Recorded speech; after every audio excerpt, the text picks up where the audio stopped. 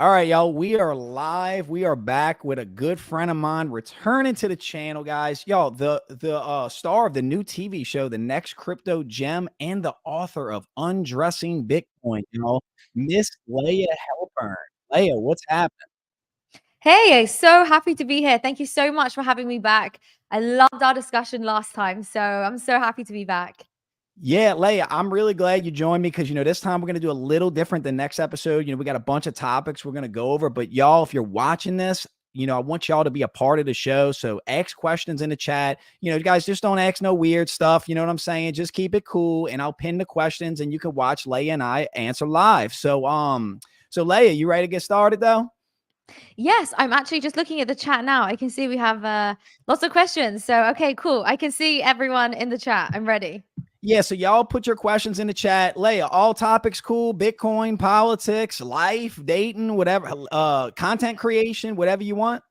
Yes, and if there's a question I don't like, I will just not answer it. So feel free to ask anything. You're welcome to ask whatever you like. Roger that. Well, let's get started. So Layah, I don't know if you saw this or not, but headline news, they're saying that now the Bitcoin spot ETF is a 90% chance to get approved in sometimes in 2024. Does this mean the SEC has finally just given up and the Bitcoin bull market's going to begin? What do you think? So, I don't really think it's a matter of the SEC giving up. I think that the crypto space and especially Bitcoin is inevitable. And America knows that if they don't adopt this, then they're going to be left behind, which obviously is not very sensible. So I've always had the take that the SEC wanted to delay this because they had to figure out how they could take a piece of the pie, right? They couldn't just let all of us normies, all of us retail investors get rich. They had to figure out how they could take a piece of the pie. And that's what we're seeing with these delays, especially given the fact that it looks like BlackRock, right? Of all institutions, BlackRock is the one which looks like it's going to get the first Bitcoin ETF approved. BlackRock is the establishment. Does it surprise me? No. They had to figure out how they could get a piece of the pie before, before they let it happen. Yeah, so BlackRock doesn't just want to buy all your homes. BlackRock wants all your Bitcoin as well. Now, so that was kind of been a thesis on my channel that the BlackRock ETF would get approved first, but it's not just Yeah. BlackRock. We're seeing Fidelity, ARK Invest. So I don't think that all these institutions would be filing this paperwork to get an ETF through if they didn't know something. What do you think? Yeah, no, exactly. Like I said, they know that it's inevitable. They understand the value of Bitcoin. We've seen Jamie Dimon, we've seen is it Larry Fink? We've seen them all come out sort of saying how valuable Bitcoin is, comparing it to gold. The SEC can't call it a security, they call it digital property. So they know that it's inevitable. And so I think it's going to be incredible. And I think, the timing is fascinating as well, because obviously we have the halving coming up. So it's going to be extremely bullish. I mean, you have to understand that Bitcoin is already an extremely scarce asset, 21 million. Not to mention the fact that a lot of it has been lost already, right? So it's not 21 million available. Many of them have of course been lost. And so it's going to be it's going to make the asset even more scarce when you have all these major asset managers buying up, hundreds of thousands of dollars worth of Bitcoin, millions of dollars worth of Bitcoin. Sorry. So it's going to make the asset even more scarce. Yeah, and it can't just be a coincidence, the Bitcoin halving and coming up, this spot ETF approval. And hey, look, for anybody that's just joining, man, type your questions in the chat. I'll pin them and you can watch Layah and I answer live. But Layah, one thing some financial analysts are talking about, they're saying that perhaps the spot ETF price appreciation may be baked in already to the Bitcoin price, since we have seen, remember our last episode, what was Bitcoin? 15,000 per coin, 16,000 per coin. So do you think that this price is already baked in, or can we still see more appreciation from here? Oh, I don't think it's priced in at all. I think people love to say that. And the thing is, I do believe in buy the rumor, sell the news, right? Like I 100% believe that to be true across the board. However, not so much with Bitcoin, because we see this time and time again as the cycles go by. People often ask, is the halving priced in? And it's simply just not. We then see it spark an incredible bull market reaching new highs. So I don't think it's priced in the slightest. What we're seeing now, I know last time we spoke was around $15,000 and now it's at $27,000. I think that's just a natural recovery in the Bitcoin cycle. I've always said that 2023 has reminded me a lot of 2019. We saw Bitcoin down at 3K in 2019 at the beginning of the year. And, then we saw that summer mini bull market where it ran up to 15K. And then it then crashed back down in the new year to 4K again. And then the halving happened and we went off from there. So to me, this is just very much cyclical, reminds me of 2019. And no, I do not think it's priced in the slightest because, the fact is, it's not like a buy the rumor, sell the news event. It's both the halving and the ETF. They're genuine scarcity events. The supply cuts in, not the supply, but the Bitcoin reward, it cuts in half. All these asset managers buying up more Bitcoin is, of course, making the supply much, much smaller. And so these are genuine scarcity events, which I believe will have a very strong impact when the time comes. Yeah, I agree. I think investors are looking for, a hedge against inflation, and not just a hedge against inflation, a hedge against government insanity, a hedge against, what's going on in the world right now. And it just seems that we're watching banks fail and Bitcoin's becoming the safe haven asset. Now, what I think turned off a lot of people about the crypto markets was a good friend of mine, a good friend of yours, old Sam Bankman-Fried. He is back in the news again. Sam Bankman-Fried. And what the headline reads is that Sam Bankman-Fried and FTX sold customers Bitcoin to artificially suppress the Bitcoin price. Now, what's interesting about that is one thesis of this channel is that the financial elite, whatever you want to call them, they artificially manipulate the price of not just Bitcoin, but stocks as well to get the price as low as possible to buy it for themselves. What do you think of this Sam Bankman-Fried news coming out?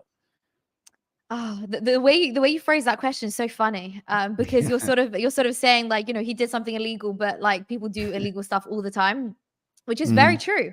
It's very true. They do it all the time. However, it's not a good thing. This is somebody who was supposed to be establishing some kind of regulatory framework within the United States. They were working very closely with regulators.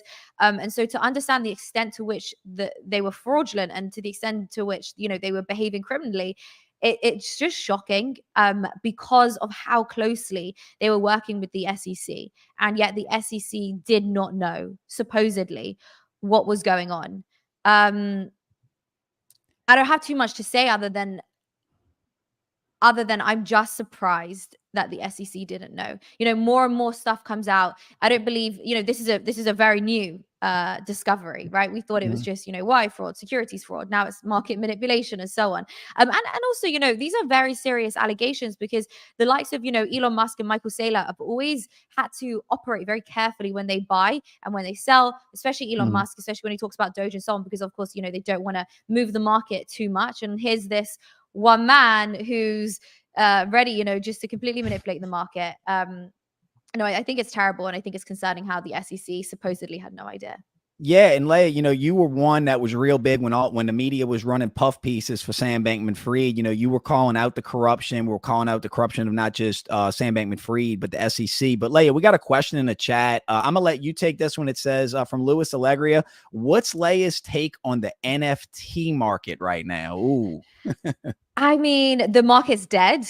It's pretty obvious. I think the numbers speak for themselves. But look, that's just how it is. We are still in a bear market, and as the cycles go by, there's always that one big thing which which has its bubble and explodes, whether it's ICOs, whether it's STOs, whether it's DeFi, yield farming, then it was NFTs, then it was the metaverse and so on. So I think right now it's dead. However, NFTs in general, I definitely see value in them. I do just want to make that extremely clear. Just because something's come and gone, or like the crave or the hype has gone, doesn't mean that the value behind it has gone. So the way that I see NFTs is I do believe that we are moving into this new digital world. I think gaming is going to be, digital gaming, the metaverse, all of that it's just inevitable in my opinion. And so naturally, all in-game items are going to be NFTs, whether or not despite the hype being gone, you're still going to regard these things as NFTs. It's just how Web3 works, right? And then on top of that, and I've always said this, I think that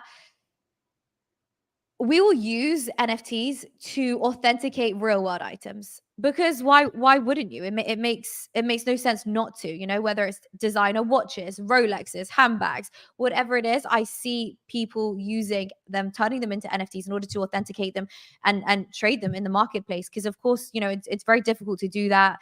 You need box, papers, this, that. It all becomes extremely difficult. So I definitely see a future for NFTs. I just think the market's dead right now.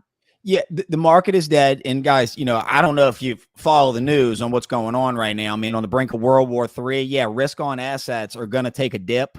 Now, I like what Layah said about the NFTs, guys. Everything's going to be NFT. Your house is going to be an NFT. Every receipt you get is going to be an NFT. Every concert you go to is going to be an NFT. We're just at the infancy of this technology, and in the space is filled with scams. I mean, it's raw. It's the ability to transfer large sums of money to people anonymously. Yeah, it's going to bring a lot of scams. So that's part of the reason the NFT market has a black eye, but it's going to come roaring back. And if you pick the right projects, you can make a lot of money in NFTs. Now, Layah, you can go. Yeah, no, I was just going to say, you know, on that, I think you explain it really well. I think that NFTs are going to be just like all the other altcoins. You know, like Mhm. that ICO boom is dead. Like the NFT boom is dead, but it's going to be like all the other altcoins. You know, is it a good project? Has it got a good use case? Who are the people behind it? You know, what's the marketing campaign? What's the marketing strategy? What's the utility? So yes, there will be value, but it'll be just like all the other altcoin projects, and which will, and we can get to this later, which will eventually, I believe, all go to zero at some point. So Ooh, just be ooh, careful. okay. So Layah says altcoins going to zero. So my boy Mosiah, he's got a question. I like this one. What's your guys' thoughts on the idea that the NSA is behind Bitcoin? Like the NSA is Satoshi. Have you heard that before, Layah? I'm gonna let you take this one, and I'll go. Yeah, I mean, I've heard that before. I've heard many different things. I think it's Dan Penner who says he thinks that it's Vladimir Putin that's behind it. So I simply don't really believe this, just because of how the establishment right now has behaved towards Bitcoin, because of how much hostility they've created towards Bitcoin. You know, they don't like it. They see it as a threat to the establishment, to the US dollar. They see everything that El Salvador is doing as a negative. We saw how, you know, the World Bank, the IMF, everybody came down on El Salvador. So I think the genuine hatred and fear towards Bitcoin tells me otherwise. Tells me that perhaps, you know, it wasn't created by the establishment. And then, of course, you know, it is completely decentralized. I'm curious to see governments try and take it down. I know people are always very convinced that they can, but I just don't think that they can. I mean, we've seen in China, for example, you know, they ban it and then they unban it, and then they ban it and then they unban it. And, you know, let me just turn my phone off. They ban it, they unban it, and then you have other places. For example, I think that, you know, when the war broke out in Russia, um, no, it was Kazakhstan. Something happened in Kazakhstan, and all the miners had to move to Russia. Then the war broke out in Russia. Then all the miners had to move. And so the moral of the story is that regardless of manipulated wars, manipulated agendas, and manipulated geopolitics, and I say manipulated very strongly, yeah, Mhm. despite all of that, I think that Bitcoin will continue to exist, which tells me that it's really not establishment, because it would be dead by now. Yeah, I agree. Mosiah, a great question, by the way. I agree with Layah, though. So I'm willing to be wrong, though. At this point, anything's Right, for possible. sure. And I really believe that, y'all, there's no stopping what's coming. And, you know, what Layah is saying is if the dollar is the world reserve currency, why would they want to create something to threaten the hegemony of the US dollar as the world reserve currency? And you're seeing, you know, this political elite, this financial elite constantly attack Bitcoin, which tells me it's not the NSA. It's not the government. I mean, guys, we've heard everything from Elon Musk to Vladimir Putin. Oh, by the way, Yeah. Layah, Putin bad for the algorithm, Putin bad. So, Oh, of course. no, Putin bad. Yeah, yeah. Orange man bad so as well. Orange man bad as well. Orange Man, very bad. Orange Man, very bad. So Stunner Island said the Mossad is behind Bitcoin. Look, guys, no one knows. No one knows. So I'm not going to sit here and say Craig Wright created Bitcoin. I'm not going to say Elon Musk said it. But Layah, I don't know if you follow Satoshi on Twitter. It's Yeah. an account that's Satoshi, and it said that 2024 is the year that Satoshi Nakamoto's identity will be revealed. I don't know if you saw that or not. Yes, I did see that. Well, that's Craig Wright is behind that account, right? That's Craig Wright's account. That's what they said. Yeah. Mm-hmm. Yeah. No, I don't think so. I think we are, oh my God, come on. We are so at a point where it would just be ridiculous for Satoshi to reveal himself or herself or themselves. It would be too ridiculous. Because it's too dangerous. Me as somebody who is completely doxxed, my family is doxxed, and so on and so on. I already feel somewhat threatened just by ordinary people, by government, because of certain things I said on the said online, and I haven't even created Bitcoin, and I feel threatened. I'm just me, and so I think Mm-hmm. that what I'm saying is that Satoshi would not reveal himself or themselves. I think it would be ridiculous, and on top of that, I just don't think it would even be possible. How are you going to know? How would you ever know? I think people, the closest we've gotten to thinking that it is anyone is Hal Finney, just because of like Mm-hmm. the tweets and the timeline and everything. It looks about right. I don't think we'd ever know. It's going to be one of the world's mysteries, which I believe should remain a mystery. Yeah, I hope it remains a mystery, y'all, because I look at Bitcoin as a weapon against inflation, a weapon against tyrannical governments, a weapon against everything that's going on right now. And Layah, one big thing that's going on right now, I don't know if you saw the interview with Elon Musk where he said that not even AI could take down Bitcoin. Also, too, that China is saying that, they want to be the world AI superpower. And I'm sure, China would never do anything nefarious with the AI. So what Oh are your yeah. thoughts on the AI? Are you using AI right now? Are we investing in AI? Should we destroy the AI? Is Skynet online? So you know what? Okay, not investment advice, but you should be investing in AI related things. And the reason I say that is because again, it's one of those things which is just inevitable. You cannot stop the trajectory that technology is going and the trajectory which humanity and society is going. AI is inevitable, and so yes, if you're smart, you would of course be investing in AI. Now, does that mean I like AI? Absolutely not. If with all new technology, there are going to be the downfalls of it. And it's up to us to decide, do the pros outweigh the cons, right? Mhm. So if we look at social media, and there's a lot of downfalls about social media, but I do believe that the pros do actually outweigh the cons. Anybody can be an entrepreneur. You can make money from anywhere in the world. It really allows you to be extremely sovereign. You get to connect with people and expand your mind, people all over the world that you would never have had the opportunity to, even 20, 30 years ago. And so it really kind of like, has really evolved the whole human experience, right? And so the point here is that type of technology, the pros outweigh the cons. Are the pros of AI going to outweigh the cons? I don't know yet. Um, the cons are terrifying because the question is who programs the AI? And I also believe that all technology will be used not just for the good, but for the worst. I think Mm. that governments will never miss an opportunity to exploit new technology. And so I do think AI will be used for the worst. I mean, you could just look at Chat GPT, for example. I've asked it various things and it gives me really woke responses. Like, for example, I asked it about the medicines that they force us to take. Magic Madison? Right. Yeah, the magic one, the one that, the clot shot. Anyway, so I asked it about that and it gave me a really establishment response, which was, it's safe and effective and so on. And we know just from experience and from living through the reality of the last 3 years that that's just simply not the case. So I'm concerned about AI because it's like, who's going to program it? Mhm. And then just on like a funny note as well, you might think I'm ridiculous, but I stand by this take. The take is the movies are always right. Am I wrong in saying that? The movies are Predictive always right. programming. It's predictive programming. They're kind of but They're spot on. Like they were spot on with the flu. iRobot, The Matrix. They're all spot on. Mhm. And so I do genuinely think that we are going to get to a stage where, AI is running the world. I mean, have you ever gone to like to check out at a shop Mhm. and you ask them to do something and then they go, "Oh, I can't. The system won't let me." Like the system won't let me put like that 10% discount through, or the system won't let me refund you. It's like, what do you mean the system won't let you? You are a human.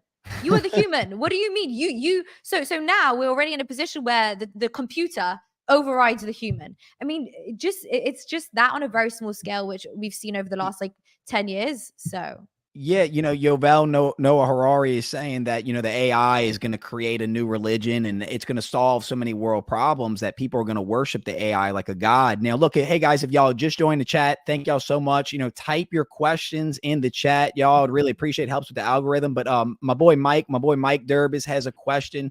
Does anyone know why China changed its position on Bitcoin? Ooh, Layah. Yes. I know Layah going to handle this one. I mean, it's to manipulate the market. That's what they do. They do that with Mhm, their own currency anyway. It's to completely manipulate the market because mhm. it does, well, it does have an impact on the market because obviously, like miners, for example, they have to turn their systems off and so on. And so, yes, we did see it affect the price. You don't think China are buying up hundreds of thousands of Bitcoin, millions of dollars worth of Bitcoin? It's to manipulate the market. It's to have better control. It's to have the upper hand. Look, these governments do not want to be left behind. Um, they don't want to be behind other governments, and they certainly do not want to be behind retail investors. They don't want to be behind me and you, right? Governments, they don't want that. So Uh, it's to manipulate the market. Of course, great. Yeah. So we're front running the big money, and then you need to ask yourself this, y'all. China on blockchain shows that China holds a ton of Bitcoin. The United States government holds a ton of Bitcoin. Russia bad for the algorithm. Russia holds a ton of Bitcoin. Do you think they want this asset to go to zero? If the United States government holds billions of dollars of Bitcoin, do you think they want it to go to zero, or do they want it to keep appreciating? Now, we got another question, Layah. Justin Faust, my boy, Justin said, what type of effect would a third world war have on Bitcoin and other cryptocurrencies? Layah, before you answer that, so if you remember a couple years ago, the Orange Man was supposed to put us in the World War. The Orange Man was supposed to create all these problems, but now it seems that we're going, inflation's through the roof, World War III's on the brink. So what type of effect would a third world war have on Bitcoin crypto? Layah, what do you think? So really good question. So thank you, Justin, for that. So let me just answer that in stages and in sections. So it just depends on many different things. So firstly, markets don't like wars, especially, risk on assets. Money naturally will flow into the dollar. We saw that happen with Russia. We saw that happen with Ukraine. And so I definitely think it's going to be good for the dollar. I just don't think it's going to be good for cryptocurrencies. However, many different things to unpack here. We also have to consider the fact that we are in a different place in the market now compared to where we were with Russia and Ukraine. And we saw what happened with COVID. It did, of course, make the market crash. COVID dropped, Bitcoin, sorry, dropped like 50% down to 4K from, I think, 8K. But then it quickly recovered because it was in time with the Bitcoin halving and the bull market. And so I do, to some extent, think Bitcoin it's not as correlated to the stock market as people think. I don't think it is as correlated, but it is still somewhat correlated. So I think it will be affected, but only in the short term. Simply because of where we are in the market right now. We are moving closer and closer to a bull market. We saw what happened with COVID. It was affected, but obviously it recovered. There's also two other points I want to mention. It also depends if governments start printing. If they start printing money again, then I think that's going to be very good for the crypto market, simply because now there's all this surplus cash, which I think people, which will just flow into the market. Again, like we saw with COVID, that money printing props up the stock market. It's going to prop up the crypto market. And then the last point that I want to make as well is the difference between Bitcoin and crypto. I think a lot of cryptocurrencies, of course, rely on good macro conditions, rely on good geopolitics in order to simply survive. They rely on Bitcoin to survive, right? And so if we are in a bear market, there's an impending World War III, we don't really have any positive news coming out, then I think cryptocurrencies separate to Bitcoin are really going to struggle. But again, Bitcoin struggles in the short term, but I think it'll be perfectly fine in the long term. I hope that answers the question. Yeah, I'd like to add to that. I mean, I'm not going out on too much of a limb here to say that a world war wouldn't be good for any market except for, maybe gold. I know a lot of central banks are hoarding gold right now, but yeah, like Layah said, you make your money when there's blood in the streets. So how long will Bitcoin crypto take to recover? I don't know, guys. I'm just going to pray that there is no world war, but I buy Bitcoin every week. And Layah, I'm sure you can attest to this, that when Bitcoin was hitting its all-time high, my phone was blowing up. People wanting to know how to get into Bitcoin, how to get into these assets. And it's like, when it's down, there's the buying opportunity. No one wants anything to do with it. So again, y'all, not financial advice. I'm investing in a bunch of different assets, but Bitcoin right now, I think, is the best for me as a hedge against inflation. The inflation that was transitory, right, Layah? Because inflation, it's Oh, going of away. course. Just an Of course. inch. And yeah, and like I just want to also make clear, just to go over something that I said, that if the war does break out and America gets involved, and we see this World War III, Bitcoin is the best place to be. You really don't want to be in all these other altcoins, because they're just not going to survive. These altcoins are great for making money, but like in a bull market, and they're just not going to survive. I think Bitcoin will be able to weather the storm. These altcoins are not going to be able to weather the storm. Ethereum will, because it's Ethereum. It's far more established than all the other coins, the other altcoins. But the others, they're not going to weather the storm. So just be careful. Yeah, Ethereum seems to be the chosen one. And look, y'all, they never put all your eggs in one basket. But Layah, the next thing I want to talk to you about is, alternative ways to make money. I don't believe in getting your money from one source. I believe in having multiple streams of income. I believe in having multiple skill sets. What do you have for my audience? Is there any kind of revenue streams you're looking at? I mean, you're utilizing Twitter. I believe Twitter's paying content creators now. What kind of stuff are you looking at? Yes, a great question. I actually talk about this in my private Telegram group. I go into a lot of detail on this, because I just think, where we are in the world right now, I think the world is going to shit, to basically, to put it bluntly. And yeah, you need multiple sources of income to simply survive. We saw what happened with the flu. If you didn't take the medicine, then you get fired. So what do? Now you're out on your ass. So you need multiple streams of income. I think social media is a fantastic way to make money. You could do many different things. You could do coaching. You can find clients just by building your own personal brand. You build a personal brand about something which you know a lot about. It could be crypto, it could be fitness, it could be health, it could be marketing, it could be anything, it could be cooking. It does not matter. If you know something in great detail, you should talk about it. You should create content about it, and you talk about it, you post about it, and that way you like-minded people will start following you, and you can start coaching them. You can charge for coaching. You can make money through ad revenue on this very content that you're doing. There's so many different things you could do. People do private groups. There are just so many different ways that you can make money right now. You could do editing. Everybody needs an editor. I need editors all the time. I have Me too. people on retainers. Right, I'm sure, exactly. Thumbnails, graphics, things like that. I literally have people on retainers of 2-3K a month, and they are editing my content for me. They're doing graphic design for me. You could do email marketing, you could do web design, whatever it is. There are entrepreneurs like myself, like Kevin, and there's also corporate brands that need people to do these things for them. And the beauty of it is you can do it anywhere in the world. So that's where, just to sort of go full circle, that's where technology comes in handy, right? Because you don't have to be subject to the jobs in your physical location, in your physical vicinity, nor do you have to be subject to the average wage either. I'll just tell a quick story. I needed somebody to update my website, and so I hired somebody. Sorry, I went to speak to someone in America, and I think they were offering me like 7K. They said they'd do it for me for 7K.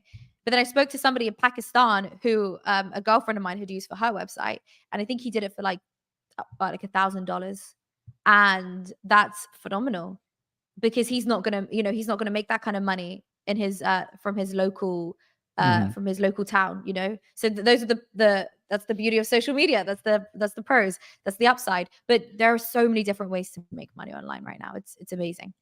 Yeah, and guys, it's all about building communities, being part of communities, finding like-minded people. When you build these networks, I promise money will come, especially if you're doing something that you love to do or that you have a passion for. Now, Layah, what I want to get into next, I don't know if you heard or not, Layah, we got a presidential election coming up. It's looking like, if I had to guess, it's going to be the orange man versus Joe Biden. But, Yes. and a friend of mine asked me, said, who does Layah like for president? I was like, I have no idea. I follow her content. I really don't know. But RFK Jr. is now dropped out from the Dems. He's running as an independent. Do you have a horse in this race, or are you just sitting back as a spectator? So it's important to make clear that I can't vote since I am English. But if I could vote, I probably wouldn't vote. Reason is, is there somebody that I want? Okay, well, like you brought up earlier, when Orange Man was president, we didn't have wars. They thought that World War III was going to break out, and it didn't. He was supposedly brokering peace with North Korea, in the Middle East, and so on. Looks like he did.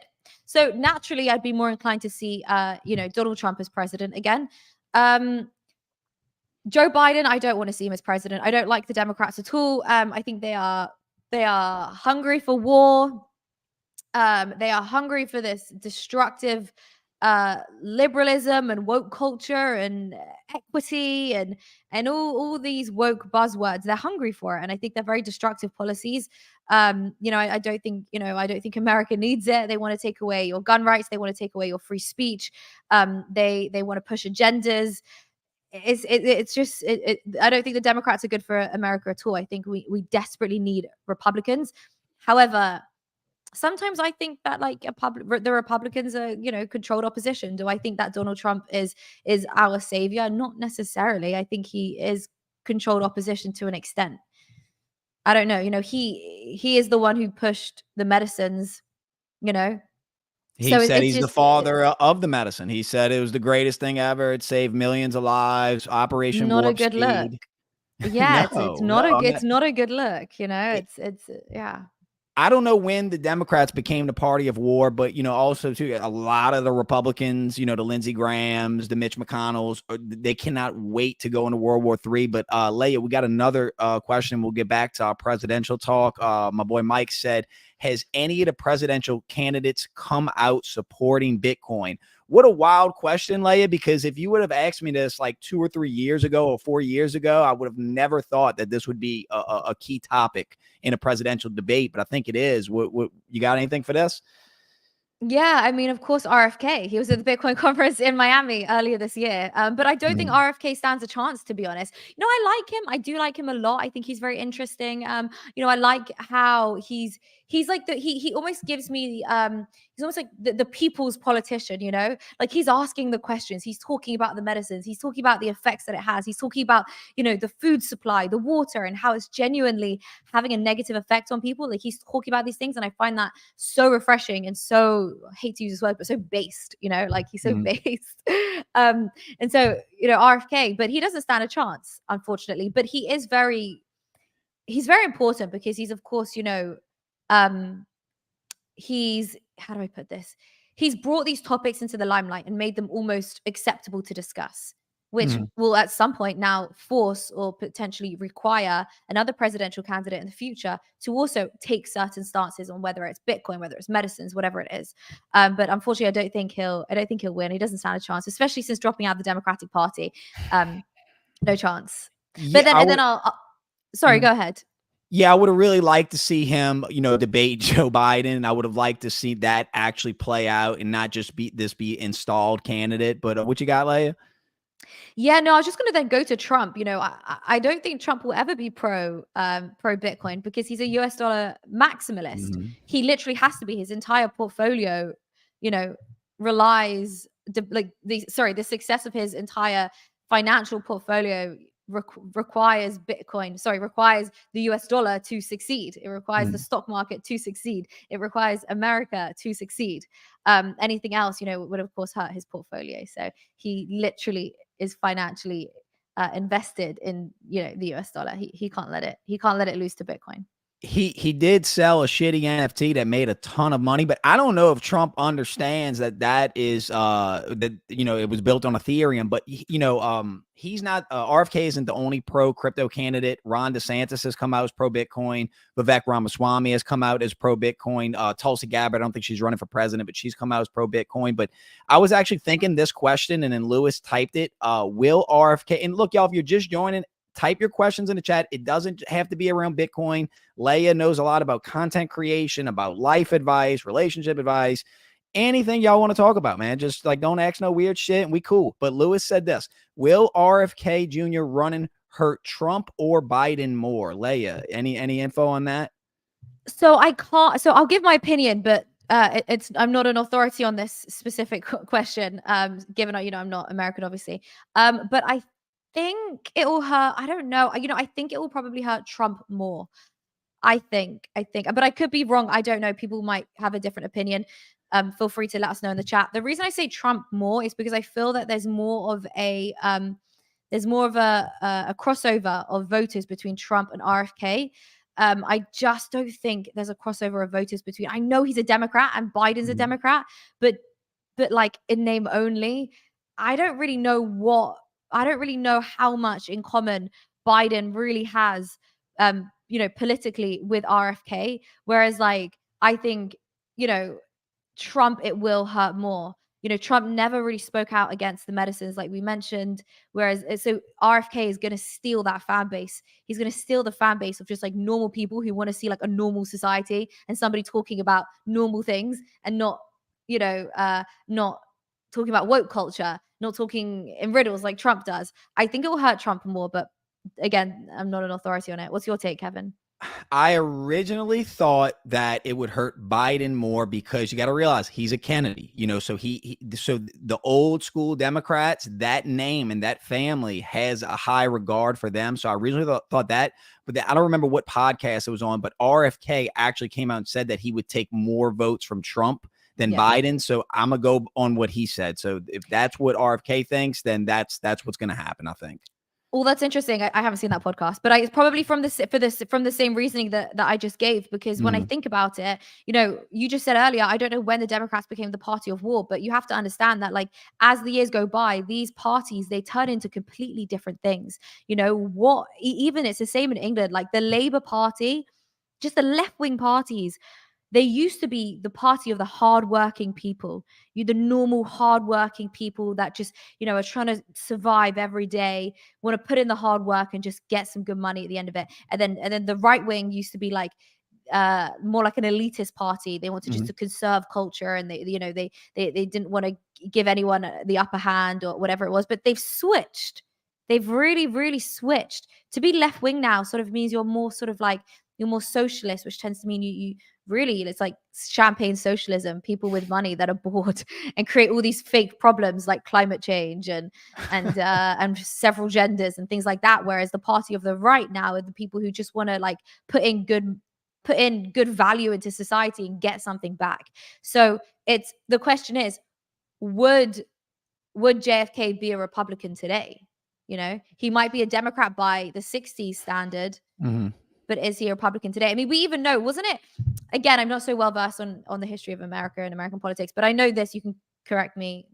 You can like make this sound better, but it was the Democrats that were the racist party at first, right? Yes. And then and then it flipped and it switched. Here's a stat for you.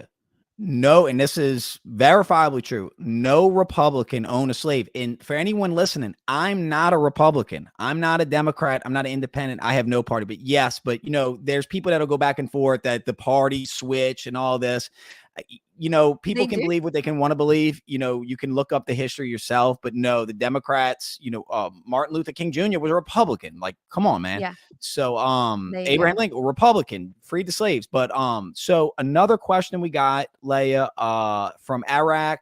So, crypto isn't my thing. As someone living paycheck to paycheck, normal person, should we care about it or get into it? It's easy to see crypto as just gambling, disposable income. And look, Eric, thanks for the question, but this is anything, man. So, if you don't need to just ask crypto questions, anything y'all want to ask in the chat, but Layah, you want to take this one? Yeah, of course. So I would just stay away from crypto in general, as it is, often it's a casino. I would stick to something like Bitcoin. As a normal person living paycheck to paycheck, you do need to store your money somewhere. You need a store of value so that you're protected against inflation. Of course, gold is a really good solution to that, but I would also recommend Bitcoin. I would definitely stay away from trying to catch the next pump on meme coins and shit coins. I'd stay away from Pepe and all the others, Doge, Sheeb, and And I don't know, there's so many. Stay away, okay? And I would really stick to Bitcoin. I even think ETH is going to do quite well. I don't personally like ETH, but I think it will do quite well in the next bull market. So I'm also personally holding ETH. So if you feel like you have a little extra appetite for some little extra risk, then I'd consider ETH. But in general, I would certainly stick to Bitcoin. You definitely need a hedge against inflation. Yeah, I kind of agree with what Layah said, but let me add to that. First and foremost, I would own a house. I would buy my own house before I invested anything in any risk on assets. Then the next thing I would do is I would spend more time just educating myself on the different coins, on the 4-year cycle, on the Bitcoin halving, and I would read the Bitcoin white papers. The education's free. So you can do the research now and then make the decision when you have the disposable income. Layah, we got another question. This is my boy Mosiah. He lives in LA, man. He's a good friend of mine. I can't wait to hang out with him again. He said, do you believe Americans keep failing to demand the politicians to end the Fed? This is what should be demanded by us during the time of elections. Ron Paul was the best there was in regards to that. So I guess the question is, do you believe Americans were failing to at least audit the Fed? But what do you think of that, Layah? What do you think of the Federal Reserve? Yeah, you can't end the Fed.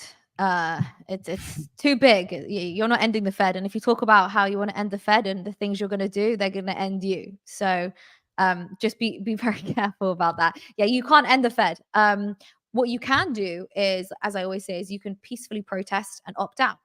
And buying Bitcoin is a great way to do that. I don't think there's going to be any kind of like uproar, march into the Federal Reserve and shut that thing down. You can't end it. It's too big. It's too big to destroy. It's literally the foundation of American society. It's all interconnected everywhere, not just American society, but the world. It's too connected. It's too big.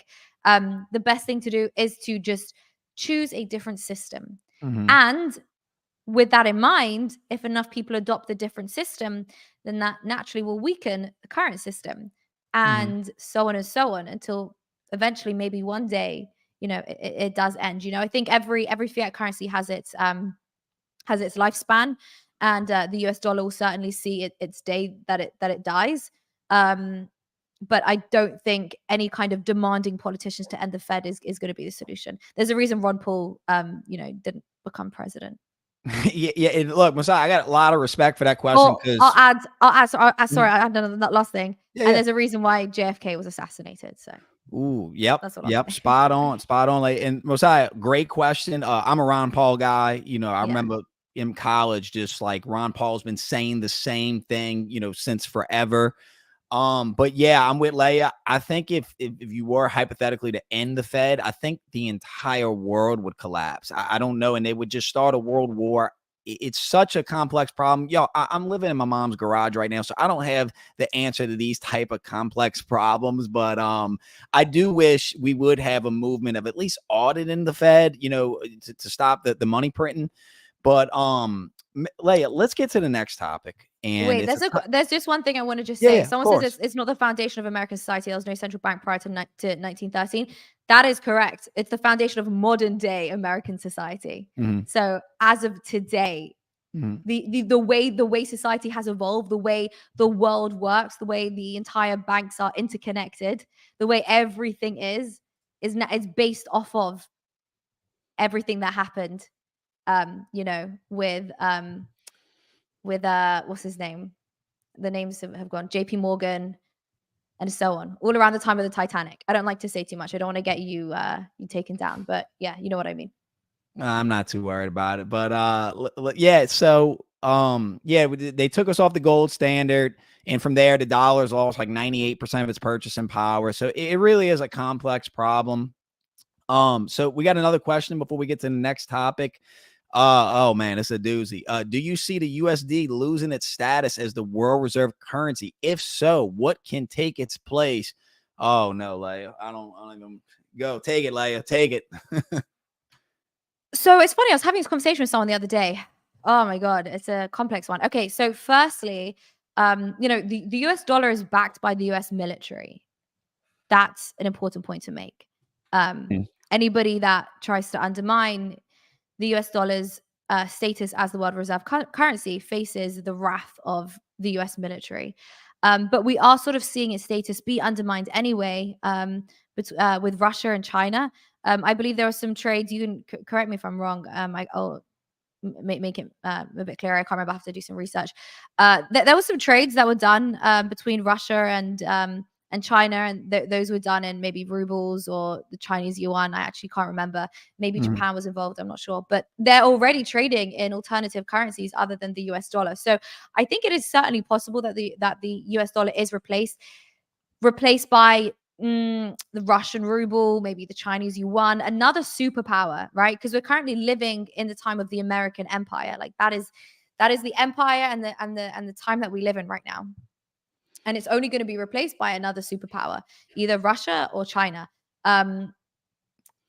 or Bitcoin. But I don't know how quickly that comes. I don't know whether we go from like the US dollar to the Russian ruble and then we go to Bitcoin. I'm not sure. But I think it's gonna be very difficult given, it is backed by oil, the US military, and so on and so on. Yeah, so before, if you would have threatened the dollar as the world reserve currency, that meant war. That meant, you for democracy, of course, it'd be a war for democracy. For So democracy.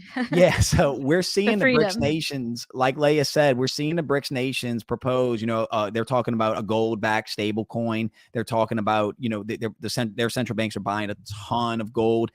So we're watching the de-dollarization happen. I think the question is that no one can answer, no economist, no Peter Schiff, no one can answer this, is how long will that de-dollarization take? Meaning that how long for them to switch, even though, even if they start buying oil in the ruble or the Chinese yuan, I don't know how long it's going to take. And I don't know what type of, I'm hoping that there's some type of world peace before that.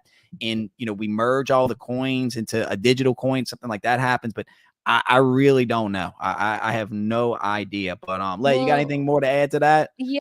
Yeah, so I'm just reading here because the numbers left my mind, but I'm reading here that the yuan.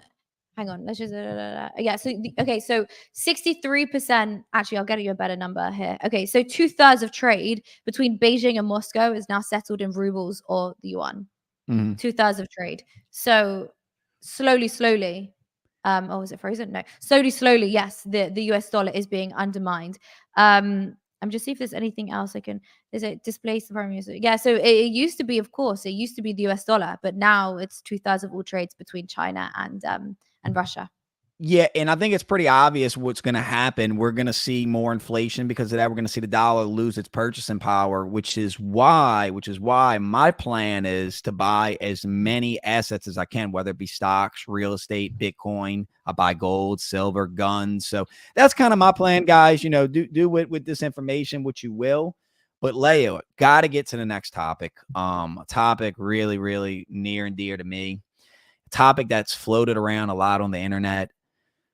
What is the Matrix? And it's, I think the quote in the movie is, no one can be told what the Matrix is. You have to see it for yourself. So what is your definition? We see this term floating around in red pill culture and on Twitter. What's your definition of what the Matrix is? I think the Matrix is a mentality pushed in, like indoctrinated into normal people by higher powers in order to keep you down in all aspects of life. So whether that's the food, okay, so we start with the food, meaning the way they process the food, the things that they put inside the food, the way they genetically modify the food, the pesticides and so on, all the things they do to the food, so that us normal people, either we get fat, we get ill, which means we then have to be treated by doctors. So now we're then paying the medical industry. And it's a way to farm us. It's a way to farm us of all of everything that we have, our energy, of all our energy, our money. So there's food, war to take our money. It's, again, more indoctrination from the powers that be, to make us think, to program our minds to think that one's the enemy, to think that life is so black and white, right? You stole my land. No, you stole my land. You thinking it's like that simple. You think it's that simple that someone stole someone's land. No, it's indoctrination on both sides to divide and conquer. so that they can extrapolate our energy, meaning we are too tired to rise up. We're constantly at war. We're constantly in panic. We're constantly fighting, so that we can't ever, build successful businesses. So we can't rise up. We can't open our minds. We can't fight the Fed. We can't do all these things. So I would say the Matrix is, again, it's indoctrination from the elite to keep us down to a point where we don't even know that we're kept down. Mhm. That's the best way I would put it. Yeah, no, it's spot on. It's a system. It's a system of beliefs. It's a system of beliefs that you didn't cognitively come up with, that were programmed into you from everything from television to movies to stuff and it's all about pushing an agenda. And what that agenda revolves around is creating a nation of workers, of worker bees that's going to pay taxes and are happy with the inflation and are happy with the current state of events and are happy with giving away their freedoms. Another question, man. This awesome question, Mosai, man.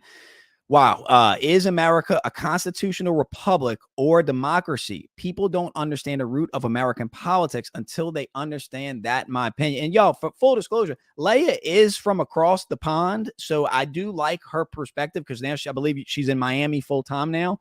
So Layah, what is your thoughts on this question? Do you have anything to add to this? Yeah, I mean, like I said, I can't add too much to it. Mm. I'm not American. I can't add too much to it. I can only really speak on modern day topics. But just going back to the Matrix topic, what's interesting is, what is the Matrix? The Matrix is bread and circuses. That's the Matrix. You feed them bread, you give them some crappy entertainment, and they'll just be happy. They'll have never no idea. revolt. Keep them docile. They'll have no idea. Exactly. Docile. Yeah, that's the word. They'll have no idea. Oh, so Arak's got a question, Layah. So how could each side appeal to the other to try to come together to stop the division? Layah, I'm going to go first on this one. So I think first and foremost to realize that, again, y'all, Layah's from across the pond. We would not know each other if it wasn't for crypto and Twitter.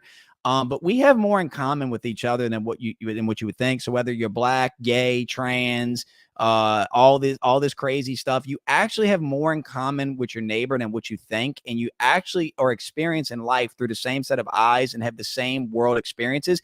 And so we can get to that root cause, like, hey, we're all living in this matrix together. We can't continue the way we're going if we're just going to keep fighting. So if people could just turn the TV off, go outside, live their life, they'd realize most of their problems would just go away. But what do you think about this, Layah? No, I think you're right. It's true. If you turn the TV off, most of your problems will go away. I think his question, maybe I was wrong. I think it was in reference to the Middle East. Maybe I misunderstood his question. I don't know. How do you get two sides to come together?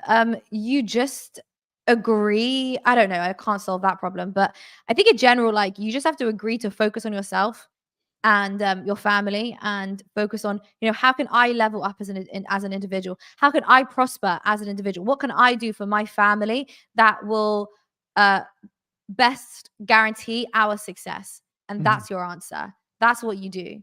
You don't get it. You don't watch the news.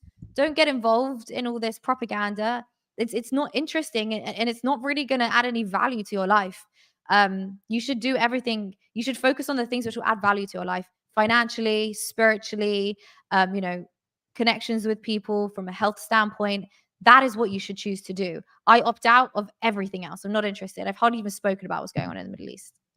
Yeah, life, liberty, and the pursuit of happiness. And I don't know how I left out. Yeah, you're right. The nuclear family, which we know, is under the Matrix attack. Now, hey, look, for anybody just joining, if you could type anything in the chat, it helps with the YouTube algorithm, spreads the video to more people. But type your questions. Layah and I will answer live. Layah, we got another question. What is your go-to get news that you have faith is truthful? Is it crypto Twitter? Is it crypto YouTube? Traditional news sites? Layah, I don't know about you. I'm a CNN guy. I mean, I put on CNN, and that's all you need. What you talking about, David? But Layah, what do you think of this? Kevin, DSV. I don't watch the damn news anymore. I don't watch it. It's all fake. I get a lot of, like, to know what's happening, I read Twitter, right? Because it's a very good source of information, because you have multiple different news sites, many different people who all have different agendas. And so yes, you do tend to get the news with a diverse range of opinions, which really helps break out of an echo chamber. So I think that's great. So I'm definitely on Twitter. However, everything on Twitter is fake now. Have you seen? We're literally about to go to World War III over video game footage, over Photoshop, over propaganda. Like it's unbelievable. I don't believe anything. I'm not interested. And even more so with everything that's going on right now. Like I've already stopped watching the news. I haven't watched the news in years, mainly because of COVID and stuff. But with everything that's going on right now, I feel even more disillusioned and even more like out of touch with the news. I don't watch it. It's all fake. It is literally all fake. Have you seen, like, on Twitter right now, everything is getting community noted. Community notes, community notes, community notes. Everything. Because nothing is true. It's all propaganda. So I don't watch any of it. Yeah, I go to crypto Twitter, because what's cool about Twitter is you can follow people that you know in real life that are credible, and then I can at least But get a range and make my. are they Well, credible, yes. Kevin? Are they? Well, the CEO of Twitter is a WEF member, so yeah, so maybe Yeah. Twitter's not the best source, but yeah, less news will make you happy. Layah, I got another question from a good friend of mine, Todd Rockwell. What is your go-to country move to during World War III? So Todd phrased this question as if World War III it's inevitable. So Layah, what's the go-to country? Are you going back I across the am pond or? hell no. I'm very happy in Florida. I'm very happy in Florida. I really like it here. Again, I'm not going to get too into it. I used to live in Israel, and I'm very happy that I don't live there anymore. I'm much happier here in Florida. I don't have rockets over my head. I don't think if we went to World War III, I still think I'd be safe in Florida. It's a Republican state. People here are very freedom minded. We have less wokeness. So I like Florida. And then also I like America. There's so much opportunity here. If we do go to war, life is good. Life already is becoming increasingly difficult for people. Inflation is insane. The cost of living is just going up like crazy. But there's money to be made here. There's business to be done here. So that's why I like Florida, because I feel like, even if like times do get tough and money gets tough and inflation just becomes impossible, I feel like there's still business that can be done here in Florida. Yeah, Florida, I think, is the freest state right now. I don't plan on ever leaving the country. I'm cool. I like Florida. I like Mississippi. I like Louisiana. And if we get nuked, it's just all over anyway. So what's it gonna Exactly. matter? But I know a lot of people are big on this whole passport bro thing and having a bunch of passports everywhere. But let's get to some questions. Y'all, man, I appreciate all the questions coming in. What's up, D-Bug? D-Bug's got a good question. Layah, what's your favorite altcoin besides ETH? Damn, that's a good question, D-Bug, because I don't even know. I don't even know what she's gonna say. It's a good question. I don't have one, to be clear. I do not have one. Okay. But what's my favorite altcoin? I don't know. I feel it's not my favorite altcoin, but I do feel inclined to say Solana just because it's like the ETH competitor, given it's faster and cheaper. But I don't have one. I also don't hold any Solana. Actually, I do, but only a little bit from the previous bull market. I don't hold much. Mhm. So it would have to be Solana, but I'm not that bullish on it. So I do hold some Solana. I think it's one of those. I know it's a piece of shit VC coin. I get it. But exactly. I like Polygon Matic. I'd say that's probably. I'm really liking H bar right now. Look, I look at this like Shark Tank. On Shark Tank, they invest in these businesses. Some of them go under, some of them are winners. You just gotta have more winners than losers. But you really are gonna make the money in altcoins. You're gonna protect your money against inflation. It's good long term investment in Bitcoin, but the altcoins is really where you're gonna make the money. So we're gonna get to this. So Todd said, tell us about Tate. We want the tea. So this isn't a question, Todd, but Layah, let's get to the top G. Any stories? I know y'all, you don't know, Layah interviewed Tate's got like millions of views. Awesome interview. Any updates on Tate? Like what's going on? Isn't he supposed to be in jail for life right now? What is going on?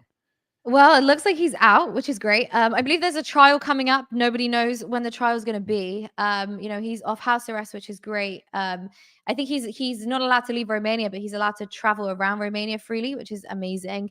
I still hope to get a second interview with him, so we're working on a potential second interview.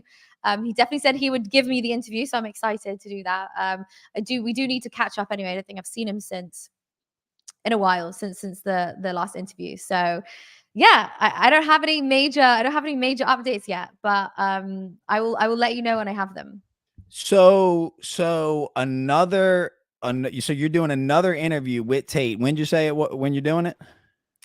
We haven't got a date just yet, but we will certainly be doing another interview. I think it only makes sense. I'm literally like the only woman that was pro Tate, so I think sitting down and having a discussion makes sense. You know. Yeah, you took a lot of heat. You took a lot of heat for that stance too. It's what a crazy ride that whole story's been. And for anybody watching, look, I don't agree with everything Tate says, but does he say a lot of stuff that's true? Yes. Has he been outspoken on issues that are near and dear to me? Yes. Same with Layah, and I respect people that speak out and they speak, what we're thinking, because sometimes, people like you and Tate, it's like a voice for the voiceless. I know she's gonna say no to this. I know she's gonna say no to this. But Layah, No. have you heard of a Louisiana 9?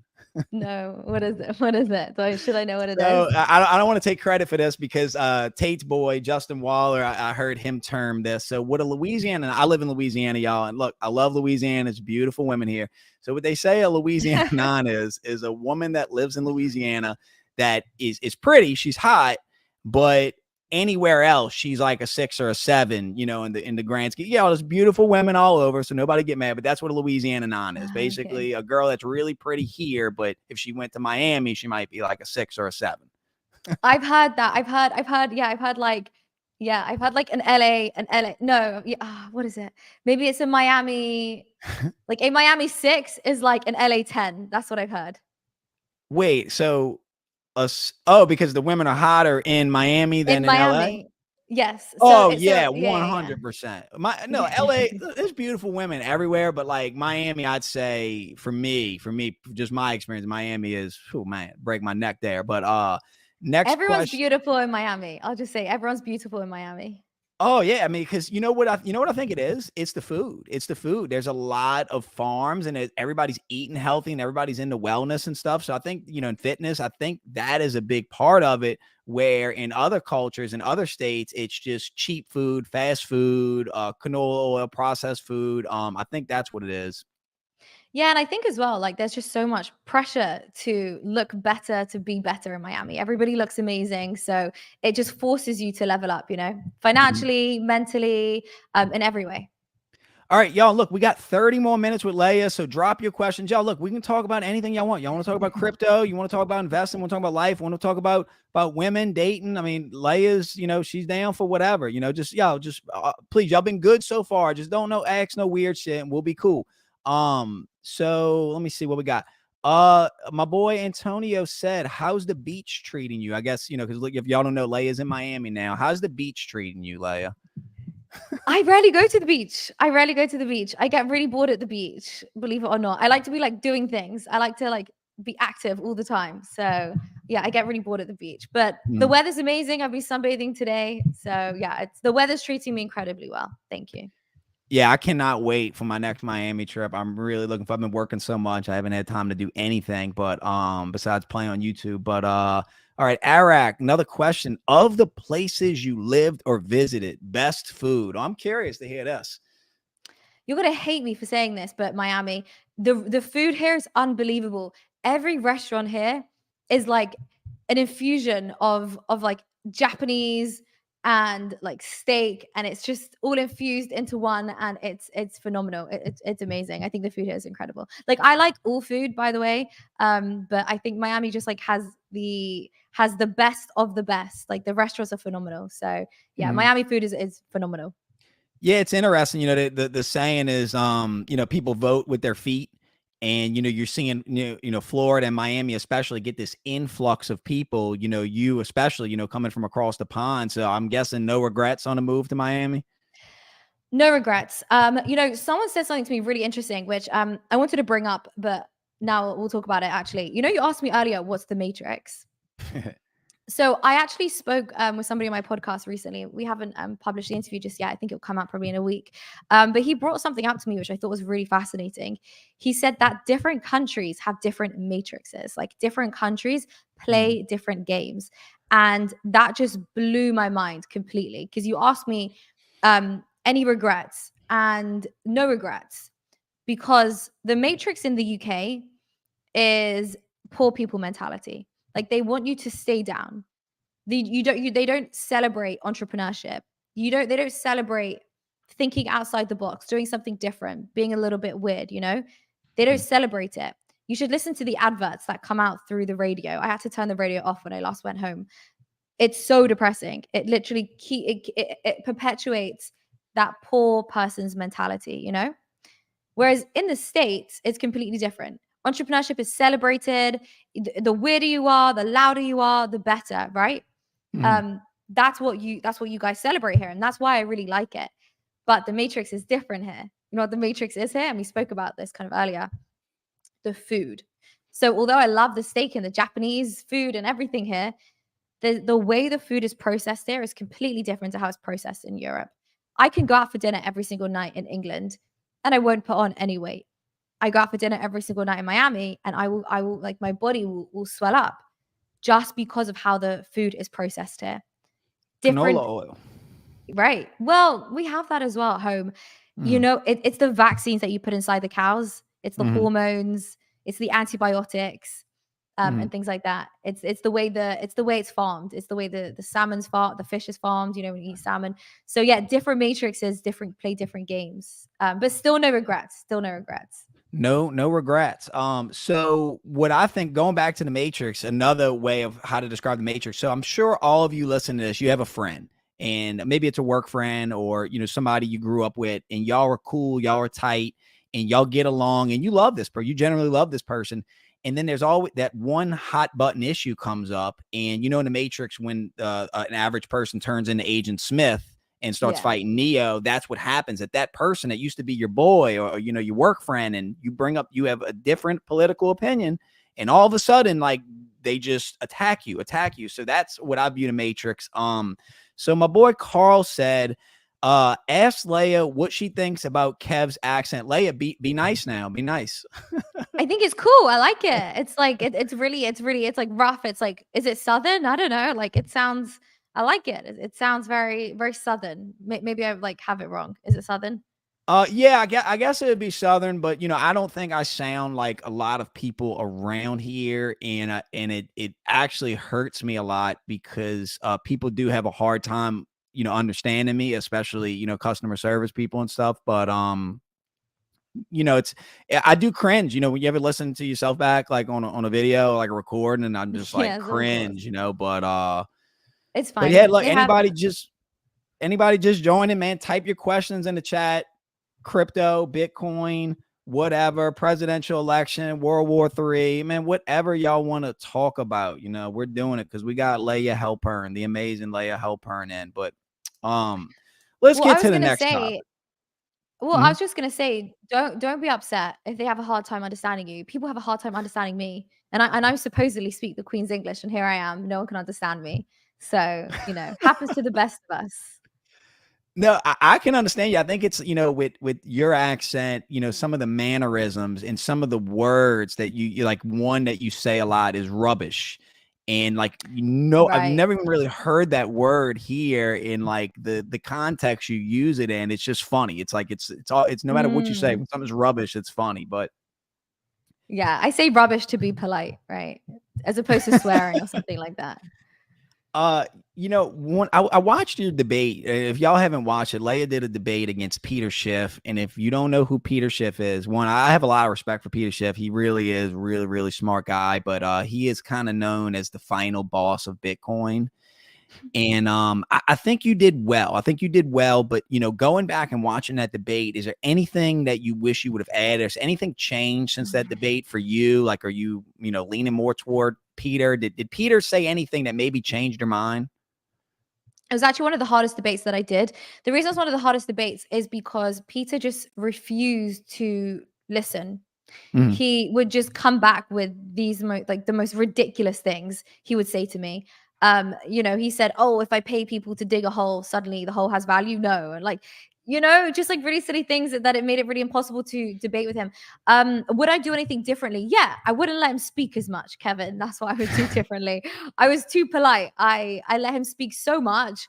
And because I was very grateful that he opened his home to us and allowed me, to sit with him for several hours and have a conversation. So, I appreciated that, obviously. But yeah, I would fight back a little bit more. I think I was probably quite apprehensive and probably quite nervous going into it, just because the guy is like triple, quadruple my age.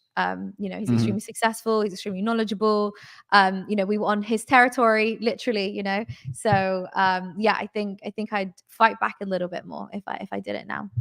No, I think you did well. You probably couldn't have said this because I don't think it had happened yet, but I know you heard Schiff made a Bitcoin NFT. So how can it be worthless if you're making money off of it? But I thought it was worthless. So well, there's many different things that I couldn't bring up. So when you interview certain people, they'll tell you like you can't say certain things.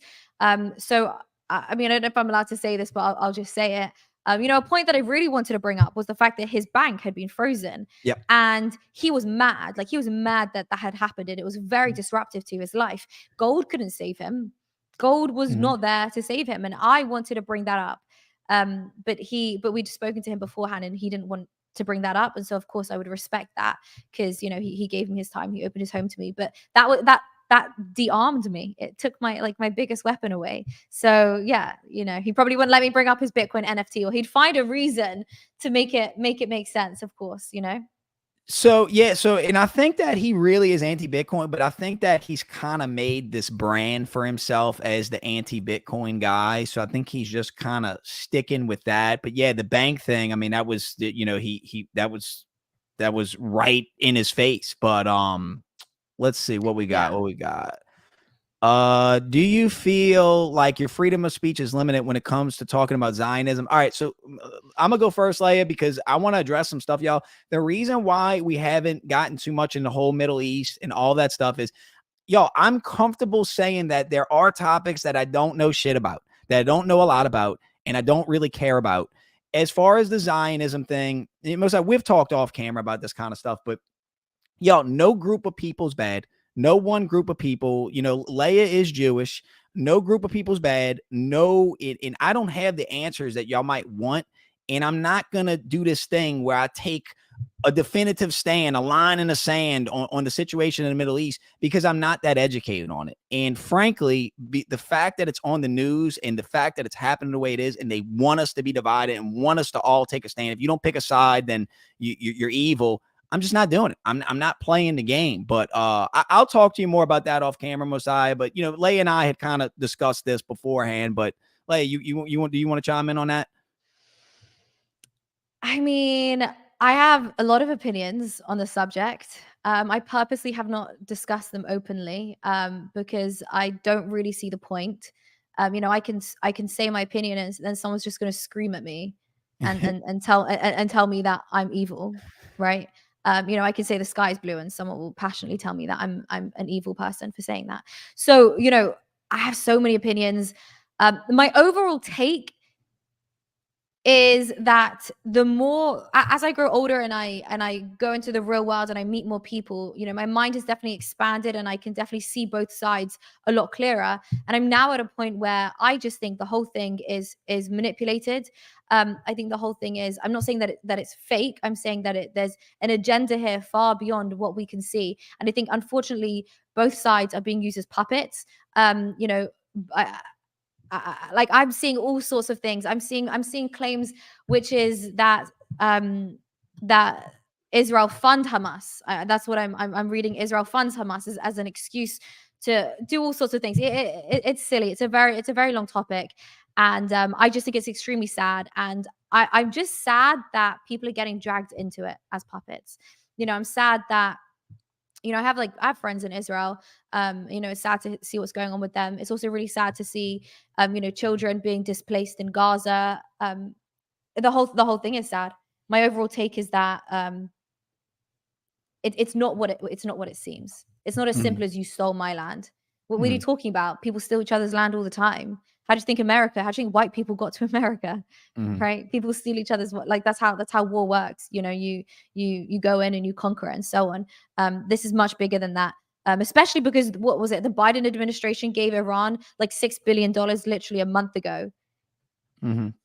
Yeah, so yeah, they did. I look at it like a key pillar of stoicism, y'all, is that you don't always have to have a hot take. And if you go on Twitter, all of a sudden everybody is an expert on the Middle East and going about taking land. I believe it was Rousseau that said that the first person, meaning that no matter what country it is, the first person to put up a fence and say, "This is my land," is a con man. And that is essentially how everything started. Somebody had an area and said, "This is my land now." And it either led to war or colonialism. And so that person is a con man. That goes everywhere. I'm anti-war. I'm always going to be anti-war. And for me to break down a situation in the Middle East that has been going on since the literal start of time, which is a complex issue that I'm just not that informed on. And I'm okay with saying that. And more people need to do that. More people need to just say, "Hey, it's okay to have no opinion. It's okay to opt out." Like Layah says, opt out, opt out.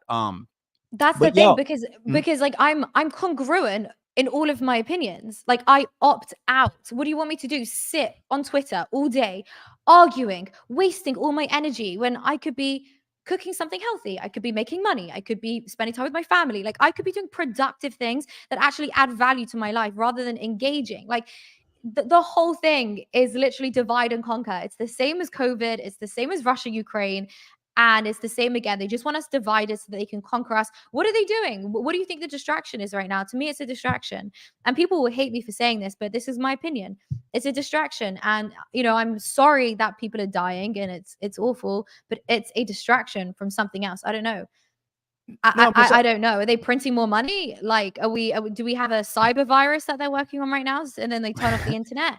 I don't know, but I'm not interested in picking sides. I think the minute you pick a side is the minute that you've lost. The only side that you should be picking is the side of yourself. You should be picking, mhm, how do I right. make money? How do I prosper? How do I get healthier? How do I build a family? How do I surround myself with like-minded people that want me to be better, that want to grow, that want to evolve? Not like Mhm. oh my god, I'm a victim. Like it's Yeah, silly. no, Messiah, you don't need to apologize, bro. I didn't mean to like come at you like that. It's just that it's a situation that's really, really been aggravating me lately, and it really is frustrating. And like Layah said, like, what is the distraction? The fact that they're putting it out there like that, is it a distraction from the Biden crime family? Is it a distraction from the inflation? Is it a distraction from the magic medicine? What is the distraction? Is it all of the above? I don't know, y'all, but you look, y'all, if you're just tuning in, thank y'all so much. I'm really am having a good time with Layah. Type your questions in the chat. We got like 15 more minutes with Layah. So what y'all got? Layah, what about you? Layah, do you have any questions? Everybody's asking questions, but we don't even ask Layah if she has any questions. Do I have questions? All right, I have some Yeah. questions. I want to know. So, Kevin, you've been like trying to you're working your personal brand. You're building right now. I'm really interested. What would you say some of the hardest things or like some of the challenges are that you've had when it comes to building online and trying to gain a following and get some traction? I think, content creation and building a personal brand, it's been rewarding in a way, but it can be frustrating. And then you Yeah. see people have no, and they want us to do the switch accent things. Guys, I'm We're not not doing doing that. I'm We're not not doing doing that. that. That's rubbish. That idea is rubbish. I'm not doing it. Uh, I've, because I'm involved in a lot of different businesses, and I'd say that the whole YouTube thing has in Twitter and brand creation, and you've helped me a lot with that. I do appreciate it. It's definitely been a struggle, but it's like a weird rewarding thing where it like makes me keep going and doing stuff like this. I truly get enjoyment out of it. So where does my story end? Where does it go? I don't know. I'm loving the journey, and frankly, like it's something about being small, being a small channel, having a small community, all my boys right now in the chat. Like it's fun. It's fun. Like I feel like me and my guy friends are all just hanging out. And this is kind of, I would like to grow this and expand this, but hey, if it stays just like this forever and we have Layah Heilpern come on, once a month or something, that'd be cool. That'd be cool with that too. But No, I think you have an incredible community. Everybody's been so engaged. I'm like, and I loved all the questions, by the way. They're all so interesting. Everyone is so engaged. You're doing an amazing job, Kevin. And I'd appreciate it. love to No, come on. I'll come on as much as I can. Just let us know. Of course, of course. No, y'all killing it with the questions. And look, for anybody watching this offline, because I know a lot of people aren't going to watch it live, let me know in the comments. You know, if y'all want to see us do this again, let us know if we're wrong. Let us know if you agree with us, and let us know, like, maybe next time we can structure it and do more questions, because you guys in the comments, y'all are killing it. Y'all really are making me laugh. And thank y'all for being like respectful too as well. But if we got any more questions, steal the election. That's not a question, Todd. And I'd I be don't know. careful about that. That's one of, let me tell you from experience, Mhm, let me drop some wise wisdom. Never talk mhm. about election theft ever. Layah, That's how I you don't know get what you're talking about. That was the most secure election of all time. I mean, I don't know what you're talking about. It was the most secure election of all time. Zero fraud. I don't know what you're talking about. I don't know what you're talking about. kids, that's how you get your YouTube taken down. Trust me. I know. We interviewed Robert Kiyosaki, and you guys can go to my channel, you can see it. An amazing interview I did with him. But that's what he spoke about. He spoke about a lot of different things. He spoke about communism. He spoke about election fraud, and the video got taken down and we got a strike on YouTube. So Rich we dad, had to poor dad. Rich Dad Poor Dad, yeah, Robert Kiyosaki. So we had to Wow. redo the whole thing. We had to re-edit the whole thing. It was a nightmare. But we put it back up, and now it's clean, so it's allowed on YouTube. But you know, Kevin, like, I've had a lot of videos taken down. I had you know who David Icke is? Yeah, yeah. Oh, he's Yeah, a yeah, yeah. lizard people. Right. I think I like his stuff. Like, I don't I agree with love David. I love everything. David. Right, I don't agree with everything, but I certainly enjoy his takes. And actually, him and his son Gareth Ike have had the most sensible takes on the Middle East recently on Twitter. Mhm. I'll just put that out there. But I interviewed him on my podcast, and that got taken down as well on YouTube. And I got a strike for having David Ike on YouTube. So Wow, wow. Note to yeah, self: do not have David Icke on. You got banned from TikTok too, huh? I did. I got banned from TikTok this week. Yeah, I've been I banned know several why. times. Well, you know what, Kevin? I don't know why. I really haven't spoken much about stuff. Do you know what I think is? I think it's the Andrew Tate videos that I did a year ago. Mm-mm. I No, think that when you're touching on the gender roles, you and think? I think it's something in that, because when you're touching on that, I think that's what got you. The whole, a man can't have a baby, stuff like that. I mean, but men can't have babies. You know, that's what makes us women so amazing. We can do all these incredible things. I don't know. I think it's you. You if you say Andrew Tate's name or you post his face on TikTok, you'll get a strike. Wow, I didn't know that. I'm Yeah, not on well, like, TikTok, but not a strike, but they'll take it down. So I didn't realize I had a video. It wasn't even about him. I think I just referenced him as an example. Um, and I posted that about a week ago, and TikTok took it down. So it's an accumulation of many different things. And then I woke up and it was like, yeah, you're banned. But I've been banned many times on TikTok. But this time was like a permanent ban, so I can't get it back. But it's fine. I don't. You know what? Like, I don't think it's that useful. I don't think it's that good for crypto either. So I it's don't good for mind it. building the brand. You just, when I had one, I would get a lot of views, like crazy 60, Yeah. 100,000 on like shitty posts. But y'all, look, we got a couple more minutes with Layah. Put your questions in the chat. Layah, are you on Rumble? Is Rumble an option? Because I did think if they ever kick me off of here, maybe I'll go there, or maybe I'll quit. I don't know. Are you on Rumble? I am on Rumble, but I don't think I'm like set up properly. What I am on is Telegram, and I'm building a private and exclusive community on Telegram. Maybe I'll give you a link after, Kevin, and maybe we can put it in the description.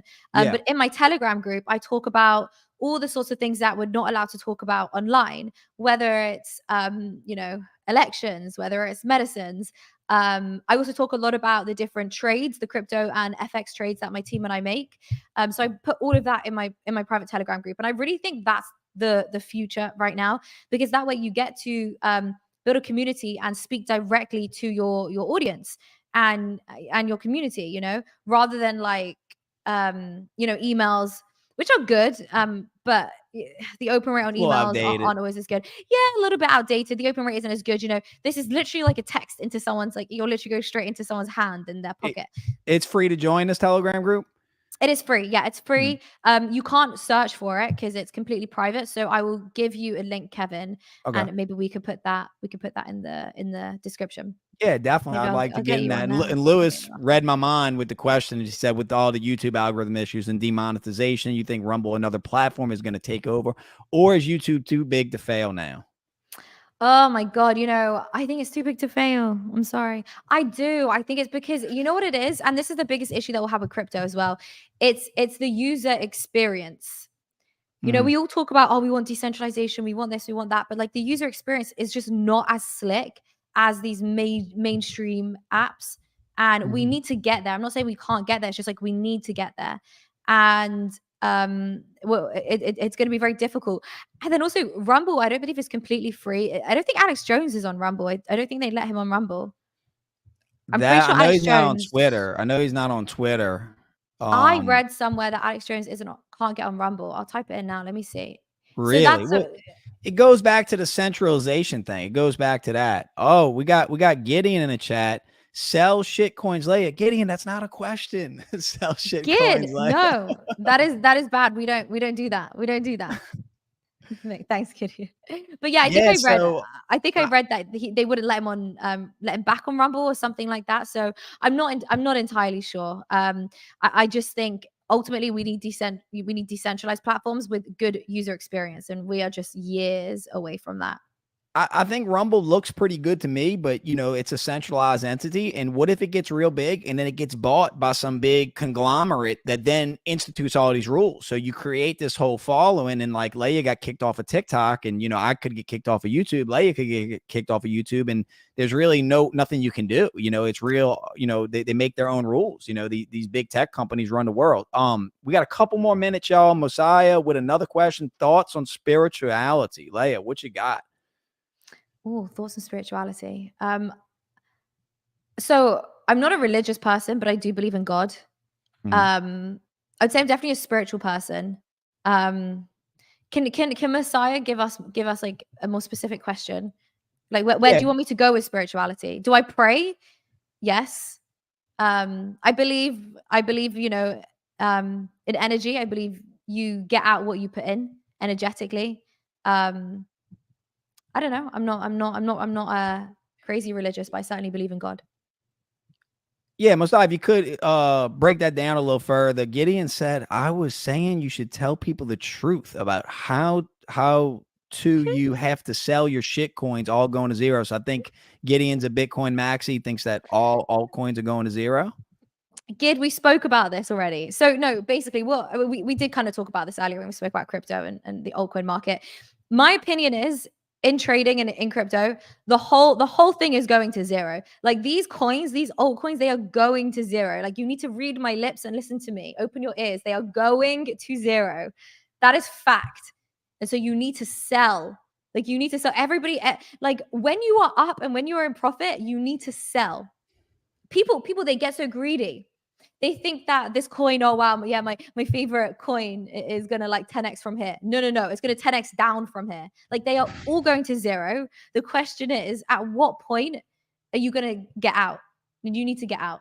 And that's that. But like, that's the best thing that people need to remember when it comes to the bull market in 2020, in 2024 and 2025.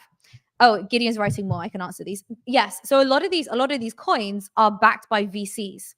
These VCs are going to dump on you. Like they are going to dump on you. I don't know how many times I need to say that. They are going to dump on you. You know what they'll also do? They will feed you positive news so that you hold.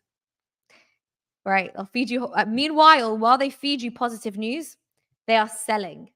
Mhm. And Yeah, they've been we doing see that in this a lot. stocks forever. That's market manipulation. Gideon, I look at it. Maybe ETH will survive, but Bitcoin will be here long term. I look at Yeah. it that all these metaverses and all this dystopian that you're going to see is going to be built on some of these platforms. So eventually go to zero, yes, but not so soon, perhaps, especially with the halving coming up. Mosiah Well, said, "Yeah, you can go, well, Leah." yeah, just on Ethereum. I mean, again, we did touch on this earlier, but Like, I think it's going to do well in the bull run, which is why I hold it. But I certainly have your opinion, which is all these dystopian new protocols that they want to implement will be done on Ethereum. You know, when we talk about like CBDCs and carbon allowances in order to, you know, track what you can and can't do, that will be built on Ethereum. So do I like Ethereum? No. Am I bullish on Ethereum? Yes. Two different Perfectly things. said. Messiah said spirituality versus religion, frequency, vibration, and the most high God within ourselves. So I think that was his elaboration. We're running out of time, y'all, but Todd's got a question. Rank, I'll just say chick magnets. I don't know. I don't think that word might be bad. Rank chick magnets. So I guess what Todd's saying is, what are women attracted to? Boat, house with pool, fast car, section. I believe he means like a section of the club, or like steroid, like muscle dudes. So he wants you to rank these that women are attracted to. You know what? You go, Layah, and then I'll go, unless you want me to go first. No, I'll answer. It's funny. Okay, so I'm gonna start with like physical physique as number one. You have got to look good. I don't care how much money you have. If you do not look good, then like we can't move forward. That's actually my biggest issue in dating. I'm always just like, but I'm not attracted to you, you know? So you have to look good. That's number one. And then, this Todd did not put it in there. Shame on you, Todd. The next thing is intellect. Intellect. A woman loves a man that she can learn from, you know? So intellect needs to be second. So first, got to be attracted to him. He's got to look good. If he's dumb, we can't move forward. If he's intelligent, then that's great. We can move forward. So we've got, what did I say? I said physique, intelligence. And then, you know, he's going to need to have, I'd say boat and house with pool and fast car. It's all the same thing. You're asking if he's got money. So I'd say he needs to have one of those so that he can look after a woman, right? Women want to be looked after. I don't think a boat is that important, or a fast car. Maybe a house. Like, it's important that he has a house that you can like live in, you know, and then a car so that he can take you places, and you know you can drive around. And then a boat would be the luxury. So that's the last one. Yeah, I'm just going to assume when he said boat, he means yacht. When he says house with a pool, he means a mansion with, you know, a pool. When he says fast car, he means a Bugatti. When he says section, he means like, you know, like live, you know, some real nice club. I believe that's, I'm going to go stay. Of those, I'd say the house with a pool, you know, if he's got a house with a pool. But yeah, all of these aren't important because attraction is not a choice. So none of these matter.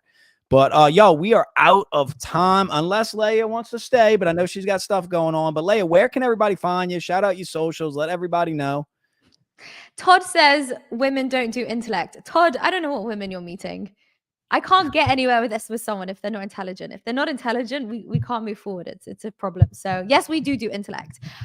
You can find me I'm on Twitter. I'll leave all my apps in the description. It's just my first and last name. I'm on Instagram. I'm on YouTube, and of course we have the Telegram group. So I will send you a link, Kevin, and then we can maybe put that in the description. So yeah, join the Telegram. Again, we talk about all the things that you're not allowed to talk about online that I keep getting censored for. So a lot of information in there. It's a lot of fun. We do giveaways as well. So it's all happening inside my Telegram group. But Kevin, I want to thank you so much for having me. It's been so much fun. Loved all the questions. You have such a lovely community. They've asked like some really brilliant questions. Really enjoyed going through all the different topics, you know, from crypto to the matrix to, you know, like elections and all the crazy stuff going on. So thank you so much for having me. Yeah, thank y'all for coming. And look, y'all, for everybody, I'm going to give away a copy of Layah's book. If you write your Twitter handle in the comments, I'll pick a winner. But Layah, thank you so much for coming on. Y'all make sure to give her a follow. Y'all, we are out. Peace. Y'all have a great rest of your weekend. Thanks so much. Bye.